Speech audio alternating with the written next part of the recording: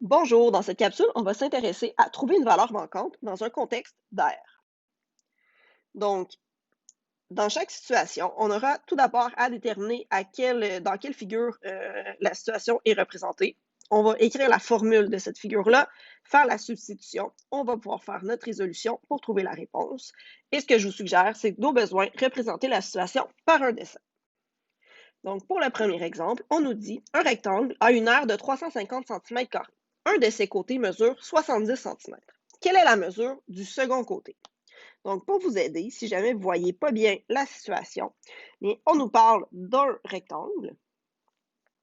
On nous dit que son aire est de 350 cm². On nous dit qu'un des côtés mesure 70 cm et on cherche l'autre côté. Donc, comme on nous donne l'aire du rectangle, je vais commencer en écrivant la formule qui me permet de calculer l'aire du rectangle. On nous dit que l'aire, dans ce cas-ci, est de 350 cm et qu'on sait qu'un des côtés est de 70 cm. Ça nous permettra donc de trouver la hauteur. Donc, dans ce cas-ci, je cherche la valeur de la hauteur qui est multipliée par 70 nous permet d'obtenir 350. Donc, pour éliminer le fois 70, bien, je vais diviser par 70 de chaque côté et ça me permet de trouver 5 cm pour la hauteur du rectangle. Pour le deuxième exemple, on nous dit qu'un triangle a une aire de 90 cm². Donc, j'ai un triangle. On sait que son aire, c'est 90 cm². On nous dit que la base du triangle est de longueur de 15 cm, donc la base de mon triangle, et on cherche la hauteur de celui-ci. Donc, dans un premier temps, je vais écrire que pour calculer l'aire d'un triangle, je dois faire base fois hauteur divisé par 2. On sait que l'aire est de 90 cm², que la base est de 15 cm et on cherche la hauteur. Donc, on cherche la hauteur qui devra être multipliée par 15, puis divisée par 2 pour obtenir 90. Donc, dans un premier temps, je vais commencer par éliminer la division par 2 en effectuant fois 2 de chaque côté. Ça me permet d'obtenir que 180 c'est égal à 15 fois la hauteur. Par la suite, 15 fois quoi donne 180. Je vais donc diviser 180 par 15 pour trouver la réponse. Dans ce cas-ci, c'est 12 cm qui sera la hauteur du triangle. Pour l'exemple suivant, on nous dit on veut placer un rideau devant une fenêtre de forme trapézoïdale, donc trapézoïdale pour trapèze. On nous dit que l'aire de la fenêtre est de 3,04 m². On nous dit que la petite base mesure 1,2 m, la grande base 2 m. Et on nous demande quelle devrait être la longueur du rideau si on veut qu'il mesure 25 cm de plus que la hauteur de la fenêtre. Donc, je veux avoir un rideau qui va être plus long que la fenêtre de 25 cm. Donc, si je veux la longueur totale du rideau, je devrais, dans un premier temps, trouver la hauteur de la fenêtre, puis par la suite, je pourrais avoir la hauteur du rideau. Donc, dans un premier temps, je vais trouver la hauteur de la fenêtre à partir de l'aire du trapèze, donc petite base plus grande base fois hauteur divisé par 2. On sait que l'aire est de 3,04 m², les deux bases 1,2 m et 2 m. Et notre hauteur est la valeur recherchée. Donc, dans un premier temps, je peux aller additionner les deux bases puisque c'est dans la parenthèse. Donc, c'est une opération que je peux effectuer. Ça donne 3,2 fois la hauteur divisé par 2.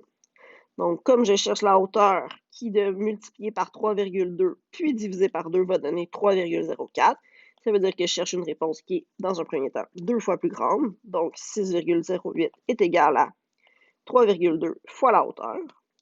Et je vais chercher une réponse qui est 3,2 fois plus petite pour arriver à la hauteur, qui dans ce cas-ci donne 1,9 m.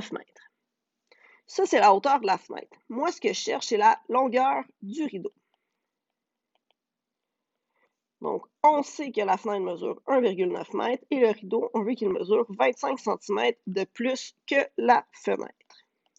Donc, si je veux transformer les centimètres en mètres, je vais diviser par 100, donc 0,25 mètres, ce qui fait une longueur de rideau de 2,15 mètres.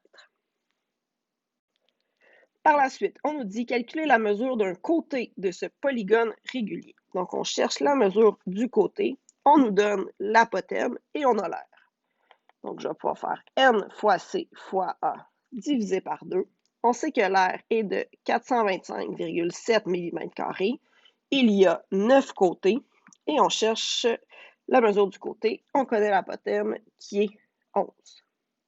Donc, dans ce cas-ci, on cherche la mesure du côté qui est multiplié par 11, puis par 9, et finalement divisé par 2. Donc, je vais commencer par multiplier par 2 de chaque côté.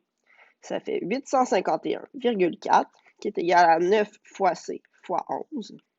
Je vais pouvoir diviser par 9 de chaque côté, ce qui donne 94,6 qui est égal à C fois 11 et finalement divisé par 11 de chaque côté, ce qui me permet de trouver 8,6 mm pour la mesure du côté. Dans ce cas-ci, j'aurais pu décider de diviser dans un premier temps par 11, puis ensuite par 9. Donc, les étapes auraient pu être interchangées. Ou encore une fois, j'aurais pu décider de multiplier 9 et 11 pour commencer, puis de diviser par 99 ensuite. Et finalement, on nous dit détermine le rayon d'un cercle ayant une circonférence de 39,27 cm. Donc, on sait que la circonférence se calcule 2 fois pi fois le rayon. Donc, si j'ai 39,27 comme circonférence, 2 fois 3,1416 fois le rayon, je peux commencer par calculer 2 fois 3,1416, ça donne 6,2832 fois le rayon. Et je cherche 6,2832 fois quoi donne 39,27. Donc, je vais diviser par cette valeur de chaque côté. Ça va me permettre de trouver que le rayon, dans ce cas-ci, serait de 12,5 cm.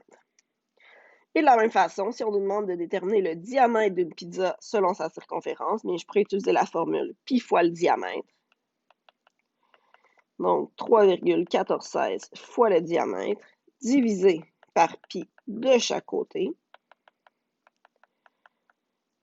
Et ça me permet de trouver environ 8 décimètres pour le diamètre.